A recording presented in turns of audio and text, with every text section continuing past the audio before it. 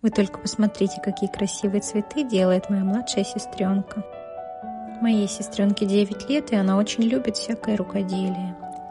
Это невероятно красивые цветы из салфеток, окрашенные в акварельной технике. И сейчас она покажет всю магию процесса. Поддержите, пожалуйста, ее лайком.